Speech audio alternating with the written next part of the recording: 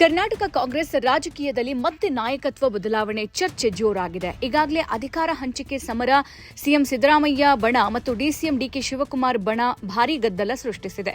ಇದೀಗ ಮತ್ತೆ ಉಪಮುಖ್ಯಮಂತ್ರಿ ಡಿಕೆ ಶಿವಕುಮಾರ್ ದೆಹಲಿಗೆ ತೆರಳಿದ್ದಾರೆ. ಅಲ್ಲೇ ಠಿಕಾಣಿ ಹೂಡಿರುವ ಅವರು ಅಲ್ಲಿ ಹೈಕಮಾಂಡ್ ನಾಯಕರನ್ನ ಭೇಟಿಯಾಗೋಕೆ ತೀವ್ರ ಕಸರತ್ತು ನಡೆಸಿದ್ದಾರೆ. ಡಿಕೆಶಿ ಈ ಬಾರಿ ದೆಹಲಿಗೆ ಬಂದಿರೋದು ಕೇವಲ ಸಾಮಾನ್ಯ ಭೇಟಿ ಅಲ್ಲ ಅಂತ ಅವರು ಸ್ವತಃ ಸ್ಪಷ್ಟಪಡಿಸಿದ್ದಾರೆ.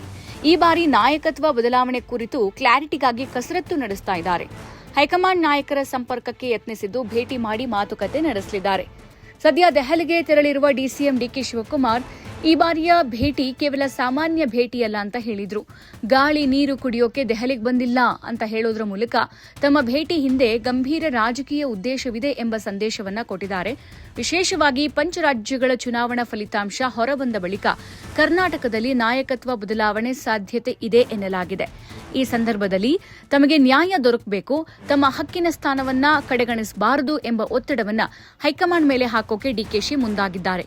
ನಾಯಕತ್ವ ಬದಲಾವಣೆ ಕುರಿತು ಸ್ಪಷ್ಟನೆ ಪಡೆಯೋಕೆ ಡಿಕೆಶಿ ಕಾಂಗ್ರೆಸ್ ಹೈಕಮಾಂಡ್ ನಾಯಕರ ಸಂಪರ್ಕಕ್ಕೆ ನಿರಂತರ ಯತ್ನ ಮಾಡಿದ್ದಾರೆ. ಮೊದಲು ಅವರು ಎಐಸಿಸಿ ಅಧ್ಯಕ್ಷ ಮಲ್ಲಿಕಾರ್ಜುನ ಖರ್ಗೆ ಮೂಲಕ ರಾಹುಲ್ ಗಾಂಧಿಯನ್ನ ಭೇಟಿಯಾಗೋಕೆ ಪ್ರಯತ್ನಿಸಿದ್ರು. ಖರ್ಗೆ ಅವರ ಮೂಲಕ ಸಂಪರ್ಕ ಸಾಧಿಸಲು ಯತ್ನಿಸಿದ್ರು. ರಾಹುಲ್ ಗಾಂಧಿ ಅವರನ್ನ ನೇರವಾಗಿ ಭೇಟಿಯಾಗುವ ಅವಕಾಶ ಇದುವರೆಗೂ ಸಿಗದಿರುವ ಮಾಹಿತಿ ಹೊರಬಂದಿದೆ. ಇದರಿಂದ ಡಿಕೆಶಿಯ ರಾಜಕೀಯ ಲಾಭಿ ಇನ್ನಷ್ಟು ತೀವ್ರಗೊಂಡಿದೆ. ರಾಹುಲ್ ಗಾಂಧಿ ಭೇಟಿಗೆ ಅವಕಾಶ ಸಿಗದ ಹಿನ್ನೆಲೆಯಲ್ಲಿ ಈಗ ಡಿಕೆಶಿ ತಮ್ಮ ತಂತ್ರವನ್ನ ಬದಲಿಸಿ ಪ್ರಿಯಾಂಕಾ ಗಾಂಧಿ ಅವರನ್ನ ಸಂಪರ್ಕಿಸುವ ದಾರಿಗೆ ಹೋಗಿದ್ದಾರೆ. ಪ್ರಿಯಾಂಕಾ ಗಾಂಧಿ ಮೂಲಕ ಹೈಕಮಾಂಡ್ ಮೇಲೆ ಒತ್ತಡ ಹಾಕಿಸುವ ಹೊಸ ರಾಜಕೀಯ ಲೆಕ್ಕಾಚಾರ ಶುರುವಾಗಿದೆ. ಪ್ರಿಯಾಂಕಾ ಅವರ ಪ್ರಭಾವವನ್ನು ಬಳಸಿಕೊಂಡು ನಾಯಕತ್ವ ಬದಲಾವಣೆ ವಿಚಾರದಲ್ಲಿ ತಮಗೆ ಅನುಕೂಲಕರ ನಿರ್ಧಾರ ಬರೋಕೆ ಡಿಕೆಶಿ ಪ್ರಯತ್ನಿಸುತ್ತಿದ್ದಾರೆ ಎನ್ನುವ ಚರ್ಚೆ ರಾಜಕೀಯ ವಲಯದಲ್ಲಿ ಮೂಡಿದೆ. ಪಂಚರಾಜ್ಯಗಳ ಫಲಿತಾಂಶದ ಬಳಿಕ ಕಾಂಗ್ರೆಸ್ ಪಕ್ಷದ ಒಳ ರಾಜಕೀಯದಲ್ಲಿ ಹಲವು ಬದಲಾವಣೆಗಳ ಸಾಧ್ಯತೆಗಳ ಬಗ್ಗೆ ಚರ್ಚೆ ನಡೀತಾ ಇದೆ. ಅದರ ಭಾಗವಾಗಿ ಕರ್ನಾಟಕದಲ್ಲಿ ನಾಯಕತ್ವದ ಬಗ್ಗೆ ಮಾತನಾಡಲು ತಾನು ಹೈಕಮಾಂಡ್ ಮುಂದೆ ವಿಷಯ ಇಡಬೇಕೆಂಬ ಉದ್ದೇಶದಿಂದಲೇ ದೆಹಲಿಯಲ್ಲಿ ನೆಲೆ ನಿಂತಿದ್ದೇನೆ ಎಂಬ ಸಂದೇಶವನ್ನು ಡಿಕೆಶಿ ಪರೋಕ್ಷವಾಗಿ ನೀಡಿದ್ದಾರೆ. ನಾಯಕತ್ವ ಬದಲಾವಣೆಯ ವಿಷಯದಲ್ಲಿ ಈಗಲೇ ಸ್ಪಷ್ಟತೆ ಬೇಕು, ಮುಂದೂಡಿಕೆ ಬೇಡ ಎಂಬ ಪಟ್ಟು ಅವರು ಹಿಡಿದಿರೋದು ರಾಜಕೀಯ ವಲಯದಲ್ಲಿ ಚರ್ಚೆಯಾಗಿದೆ. ದೆಹಲಿಯಲ್ಲಿ ಅಗತ್ಯ ಮಾತುಕತೆಗಳು, ಲಾಬಿ ಹಾಗೂ ಭೇಟಿಗಳನ್ನು ಮುಗಿಸಿಕೊಂಡ ನಂತರ ಡಿಕೆಶಿ ಇಂದು ರಾತ್ರಿ ಅಥವಾ ನಾಳೆ ಬೆಂಗಳೂರಿಗೆ ವಾಪಸ್ ಆಗಲಿದ್ದಾರೆ ಅಂತ ತಿಳಿದುಬಂದಿದೆ.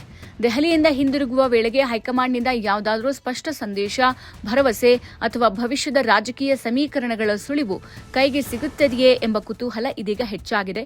ಒಟ್ನಲ್ಲಿ ಡಿಕೆಶಿ ದೆಹಲಿಯಲ್ಲಿ ಹಾಕಿರುವ ಠಿಕಾಣಿಯ ಹಿಂದಿನೆಲ್ಲ ನಾಯಕತ್ವ ರಾಜಕೀಯದ ದೊಡ್ಡ ಲೆಕ್ಕಾಚಾರವೇ ಇದ್ದು, ಮುಂದಿನ ದಿನಗಳಲ್ಲಿ ಕರ್ನಾಟಕ ಕಾಂಗ್ರೆಸ್ನ ಒಳ ರಾಜಕೀಯದಲ್ಲಿ ಏನು ಬದಲಾವಣೆ ಆಗುತ್ತೆ ಅನ್ನೋದನ್ನ ಕಾದು ನೋಡಬೇಕಾಗಿದೆ.